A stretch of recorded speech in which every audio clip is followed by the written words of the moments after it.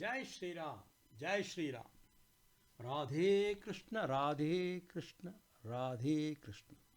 இது நமக்கெல்லாம் தெரிஞ்ச கதை. அதுக்குள்ளே நம்ம ஒரு தெரியாத விஷயத்துக்கு போகிறோம். என்னென்னா, நமக்கு தெரியும் ஹிரண்யகசிபு, அவன் புள்ள பிரகலாதன். பிரகலாதன் நாராயண நாமமே சொல்லிகிட்டு இருந்தான். ஹிரண்யகசிபு நான் தான் பெரியவன் சொல்லிகிட்டு இருந்தான். அப்போ உன்னோட கடவுள் எங்கே இருக்கான்னு கேட்டதுக்கு தூணிலும் இருப்பார், துரும்பிலும் இருப்பார் சொன்னான் பிரகலாதன். இந்த தூணை உடைச்சான். ஒரு நாழிகைக்குள்ளே பிரகடமானார் நரசிம்மர். என்ன நடந்தது? பாதி மனுஷன் பாதி சிங்கமார் நரசிம்மர் அந்த ராட்சசனை கொன்னுட்டார், ஹிரண்யகசிபு. கொன்ன அப்புறம் அந்த நரசிம்மரோட கோபத்தை கட்டுப்படுத்தவே முடியல. அப்போ என்னாச்சு, கூடியிருக்கிற எல்லாரையும் கஷ்டப்படுத்த ஆரம்பிச்சிட்டார். அங்கே இருக்கிற எல்லா பொருட்களையும் கஷ்டப்படுத்த ஆரம்பித்தார். நரசிம்மர் விஷ்ணு அவதாரம் தான், ஆனால் பூமியில் நல்லது பண்ணணும் தான் வந்திருக்கார். ஆனால் ஒரு கெட்டவனை கொல்ல வந்தாலும் அவரோட கட்டுப்படுத்த முடியாத கோபத்தை சரி செய்ய வேண்டியது. ஆனால் அந்த பிரச்சனை என்னென்னா, நரசிம்மர் எந்த மனுஷனுக்கோ கடவுளுக்கோ மிகவும் சக்தி வாய்ந்தவர். அவரை யாராவது அடக்க முடியுமா? எனவே மக்களும் கடவுள்களும் சிவபெருமானிடம் சென்று உதவி கேட்டார்கள். ஆனால் நரசிம்மர் தனக்கும் கூட மிகவும் சக்தி வாய்ந்தவர் என்பதை சிவன் உணர்ந்தார். அதாவது சிவனை விட சக்தி வாய்ந்தவர் நரசிம்மர் அப்படின்னு அவருக்கு சிவனுக்கு தெரிஞ்சு கொடுத்து. அதனால சிவன் ஷரபா, தமிழில் சரபேஸ்வரன் சொல்லுவோம், ஒரு கடுமையான அவதாரத்தை எடுத்தார். ஷரபா அவதாரம் நரசிம்மரை ஒத்திருக்கு. எப்படின்னா, சிவனான ஷரபாவுக்கு ரெக்கைகள் இருந்தன. அவருக்கு 4 மனித உருவ கைகள் தவிர 8 விலங்கு கால்கள் இருந்தன. ஒரு சாதாரணமாக பார்க்குற போது அது நரசிம்மரை போலவே இருக்கும் மூஞ்சியெல்லாம். ஆனால் நரசிம்மர் உண்மையில் தரையில் காணப்படுவார். மேலும் இங்கே ஷரபரால் அழிக்கப்படுகிறார். இதனால் சிவன் ஷரப விஷ்ணு அவதாரமான நரசிம்மரை அழித்தார் அப்படின்னு கதை. இதுக்கு நடுப்புற வேற ஒரு இடத்துக்கு போவோம். இப்போ நம்ம வைஷ்ணவாளெல்லாம் கேட்டால் அவள் சிவன் சரபேஸ்வரனாக நரசிம்மரோட கோபத்தை அழித்தார்னு சொல்லலை. லக்ஷ்மியினாலேயே அவர் கோபத்தை கட்டுப்படுத்த முடியல, லக்ஷ்மியே பயந்தா. அதனால பிரகலாதனையே கிட்டக்க போச்சுன்னா நீயே போய் சொல்லுப்பானா. அவர் அந்த நரசிம்மர் கையில் இருக்கிற இரத்த கைகளோட அந்த பிரகலாதனை தூக்கி தன்னோட மடியில் வச்சுட்டார். பிரகலாதன் நாமஸ்மரணை பண்ண ஆரம்பிச்சோன்னா நரசிம்மருக்கு கோபமெல்லாம் அடங்கி அவர் சாந்தமாயிட்டார் அப்படின்னு வைஷ்ணவாலாம் சொல்லுவார். ஆனால் கதையில் எப்படி சொல்லிட்டு போகிறா புராணிகர்கள், சிவன் சரபேஸ்வரனாக நரசிம்மரோட கோபத்தை அழிச்சார் அப்படின்னா. சரி, அது இருக்கட்டும். இந்த கதை இங்கே நிற்கலை. நரசிம்மரோட கோபத்தை அழிஞ்சு நரசிம்மர் போயாச்சு, அவரோட அவதாரம் முடிஞ்சு கொடுத்து. அழித்தார்னு சொல்கிற நரசிம்மரை அழித்தார்னு சொல்கிறத விட நரசிம்மரை சாந்தம் பண்ணி நரசிம்மர் நார்மல் ஆகிட்டார், அவரோட அவதாரம் முடிஞ்சு கொடுத்து. சரி, இந்த ஷரபாக்கு என்னாச்சு? இப்போ நார்மலி நம்ம வீட்டில் இருக்கோம், நமக்கு கோபம் வந்துடுறது, கோபத்தை கட்டுப்படுத்த முடியல. அப்போ என்ன பண்ணுறோம்? கற்றுன்னு கத்துறோம், சில நேரமே அடிச்சுடுறோம்.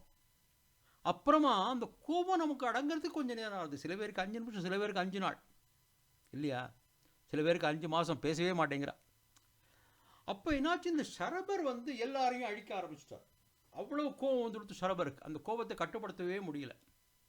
சிவன் அழிக்கிறவர், அவரையே கட்டுப்படுத்த முடியாத கோபம் வர்ற போது இந்த பிரபஞ்சமே அழிஞ்சு போடும். இப்போ எல்லாரும் என்ன பண்ணினா, ஐயோ இந்த சிவனை எப்படி அடக்கிறது? அதனால எல்லாரும் பழையபடி பார்க்கடலுக்கு ஓடுறான். அங்கே சிவன் நரசிம்ம அவதாரம்லாம் முடிஞ்சுட்டு தூங்கின்னு இருக்கார். அவரை போய் எழுப்புறான். எழுப்பி சொல்கிறா, திருமாலே உங்களோட நரசிம்ம அவதாரத்தை நிறுத்தணும்னு சொல்லிவிட்டு சரவேசனா சிவனை வர சொன்னோம். இப்போ சரவேசனோட கோபத்தை எப்படி நிறுத்துறது, அவரை எப்படி சாந்தப்படுத்துறது அப்படின்னார். சரி, இப்போ அப்போ நரசிம்மருக்கு மேலே சரபேசன், சரபேசனுக்கு மேலே ஒரு அவதாரம் வந்தால் தானே அது அவரோட கோபம் அடங்கும், சிவனோட கோபம். அப்போ என்ன பண்ணுறார், விஷ்ணு கந்தவேருண்டான்னு ஒரு அவதாரம் எடுக்கிறார். கந்தவேருண்டா அது எப்படின்னா, ஒரு பறவைக்கு 2 தலை இருக்கும், ரெண்டு சைடை பார்க்கும். அந்த மாதிரி ஒரு அவதாரம் எடுக்கிறார். இந்த மாதிரி கந்தபேருண்டாவோட அவதார படங்கள் இல்லை சிற்பங்கள்லாம் ரொம்ப குறைச்சி, அதனால் அது நம்ம கோவில்களில் ஜாஸ்தி பார்க்க முடியாது. நீங்கள் இந்த வீடியோவில் பார்க்கலாம். அவர் நடுப்புற பார்க்குற போது மனுஷனாட்டம் இருப்பார். ஆனால் 2 பக்கமும் பறவைகளோட மூஞ்சிகள் இருக்கும், 2 முகங்கள் இருக்கும். அவருக்கு பின்னால் நமஸ்தே அப்படிங்கிற மாதிரி ஷரபா, அதாவது கந்தவேருண்டாக்கு அடிபணிந்த தோரணையில் இருப்பதை காணலாம். எப்படி? அதாவது ஷரபா கந்தவேருண்டாக்கு அடங்கிட்டார். கந்தவேருண்டாவின் தோள்களில் சரபாவின் கால்களையும் கந்தவேருண்டாவின் வெற்றிகரமான புன்னகையும் காணலாம்.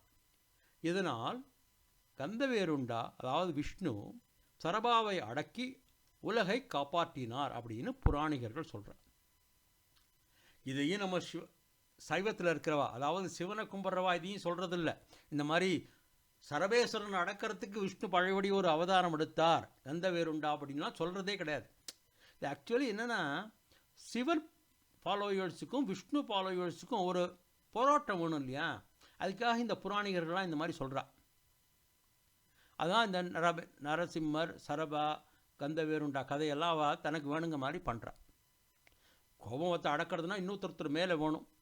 சமயத்தில் புருஷன் எதுக்காக கொச்சினா கூட பொண்டாட்டி ஒரு அடக்கிறது இல்லையா, சத்தம் முடிஞ்ச அப்புறம் அந்த மாதிரி தான் இது. இந்த மாதிரி அடங்கிறது இது சரபேஸ்வர் கதையே ஓரளவுக்கு தெரிஞ்சால் கூட இந்த கந்தவேருண்டா கதை நமக்கு தெரியாது.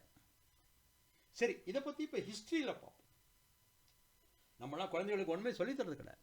இப்போ தமிழ்நாட்டோட கவர்மெண்ட்டு இலச்சினை, அதாவது எம்பளம் என்ன? ஒரு கோபுரம், ஸ்ரீவில்லிபுத்தூர் கோபுரம். கோவில் நகரமான மதுரை கோபுரம் இல்லை, ஸ்ரீவில்லிபுத்தூர் கோபுரம். அந்த பெருமாளோட கோபுரம் இருக்கும். 2 பக்கம் 2 இந்தியன் ஃப்ளாக் இருக்கும். நடுப்புற அந்த 3 முகம் கொண்ட சிங்கம் இருக்கும். இதெல்லாம் நம்ம குழந்தைகளுக்கு சொல்லித்தரமா? இது மாதிரி அத்தனை 29 ஸ்டேட்டோட சொல்லித்தரது கிடையாது. சரி, இந்த கந்தபேருண்டாவை நம்ம ஈஸியாக எங்கடா பார்க்கலான்னா, கந்தபேருண்டாவோட லட்சணை எங்கே பார்க்கலாம் அப்படின்னா, அந்த காலத்தில் மைசூர் மகாராஜா இந்த கந்தவேருண்டாவோட லட்சணையை தன்னோட ராஜாங்க முத்திரையாக பயன்படுத்தினான். அதுக்கப்புறம் கர்நாடகா ஸ்டேட் ஃபார்ம் ஆச்சு. இண்டிபெண்டன்ஸ்க்கு அப்புறம் கர்நாடகா ஸ்டேட்டும் இந்த கந்தபேருண்டா லட்சணையை தான் தன்னோட அரசாங்க முத்திரையாக பயன்படுத்துறது. இதெல்லாம் நம்ம குழந்தைகளுக்கு சொல்லித்தரதே கிடையாது. நம்மளுக்கும் தெரியாது, ரொம்ப பேருக்கு தெரியாது. மேபி கொஞ்சம் ஹிஸ்ட்ரியில் இருக்கிற வாழ்க்கை வேணால் தெரியலாம். நம்ம குழந்தைகளுக்கெல்லாம் நல்லதெல்லாம் சொல்லித்தரணும். நம்ம இந்த குழந்தைகளுக்கு இதெல்லாம் சொல்லி சிவ வைஷ்ணு பக்தர்களுக்கு சண்டையெல்லாம் சொல்லித்தர வேண்டாம். எல்லா கடவுளும் ஒன்று. நம்ம விவேக் சொல்கிற மாதிரி அரியும் சிவனும் ஒன்று, அறியாதவங்க வாயில மண்ணுன்றதை நம்புறவன் நானு. அதனாலதான் இங்க உருத்ராட்ச கொட்டையும் இங்க திருநாம பட்டையும் இட்டு இருக்கேன் நானு. எனக்கு 2மே ஒண்ணுதான். அந்த ஹரி டைரக்டர் எழுதின டயலாக் ரியலி உண்மை. நம்ம 2க்கும் இதுவாக இருக்கணும். இப்போ நாங்கள் நரசிம்மர் கோயிலுக்கு போகிறோம் இங்கே பெங்களூரில். அந்த கோவிலில் இந்த சரபேஸ்வரர் கதையெல்லாம் எடுத்துக்க மாட்டா. அவள் சொல்வா, இல்லை மடியில் தூக்கி பிரகலாதன் வச்சுன உடனே அவர் கோவை இறங்கெடுத்துப்பா. ரொம்ப சந்தோஷம். நம்ம சிவன் கோயிலுக்கு போனால் சரபேஸ்வரோட எங்கேயாவது பிக்சர்ஸ் இருக்கும். அவள் சொல்லுவா, சரபேஸ்வரர் தான் நரசிம்மரோட கோபத்தை சாந்தப்படுத்தினாரும்பா. ரொம்ப சந்தோஷம். இந்த கண்டபெருண்டா கதையே சொல்ல மாட்டா ஒருத்தரும். இருந்தாலும் நமக்கு எல்லா சாமியும் ஒன்று தான். கடவுளை கும்பிடுவோம், குடும்ப கடவுளை கும்பிடுவோம், வாழ்க்கையில் வளமாக இருப்போம், எல்லாருக்கும் நல்லது செய்வோம். வாழ்க வளத்துடன் வலிமையுடன். ராதே கிருஷ்ண ராதே கிருஷ்ண ராதே கிருஷ்ண.